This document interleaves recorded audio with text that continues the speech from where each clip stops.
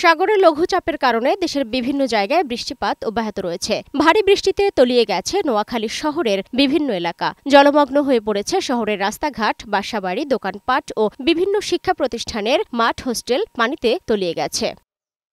এদিকে শিক্ষা প্রতিষ্ঠানের মাঠ, হোস্টেল ও কোথাও কোথাও শ্রেণীকক্ষে পানি ঢুকে পড়ায় স্বাভাবিক পাঠদান নিয়ে শঙ্কিত শিক্ষকরা।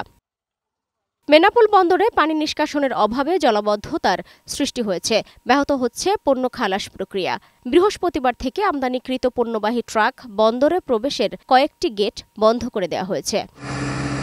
মুন্সিগঞ্জে টানা বৃষ্টির কারণে পদ্মার বেড়িবাঁধের কিছু কিছু এলাকায় ভাঙন দেখা দিয়েছে। গত কয়েকদিনে ভারী বর্ষণ ও উজান থেকে নেমে আসা পানির চাপে ফেনীর ফুলগাজীতে মুহুরী নদীর বন্যা নিয়ন্ত্রণ বাঁধে ভাঙন দেখা দিয়েছে। বড়ইয়া গ্রাম, বণিকপাড়া, দৌলতপুর সহ বেশ কয়েকটি গ্রাম ইতোমধ্যে প্লাবিত হয়েছে। আগামী 5 দিন বৃষ্টিপাত অব্যাহত থাকার পূর্বাভাস দিয়েছে আবহাওয়া অধিদপ্তর। 25 জুনের পর লঘুচাপের কারণে সারা দেশে ভারী বৃষ্টিপাত হতে পারেও বলে জানান এই আবহাওয়াবিদ। গত কয়েকদিন যেরকম বৃষ্টিপাত ছিল সেই বৃষ্টিপাত কিছুটা কমে গিয়েছে, তবে বৃষ্টিপাত থাকবে, কারণ এটা এখন বাংলাদেশ থেকে কিছুটা দূরে অবস্থান করছে, ফলে বৃষ্টিপাত কিছুটা কমে গিয়েছে এবং এই অবস্থা আরও 3-4 দিন থাকতে পারে, অর্থাৎ 25 তারিখের পর্যন্ত এরকম থাকতে পারে।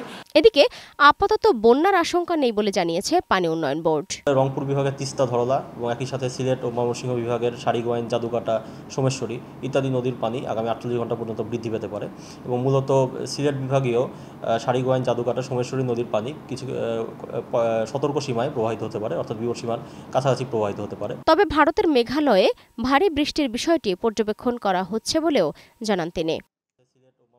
সালমা জাহান মুক্তা, বৈশাখী সংবাদ, ঢাকা।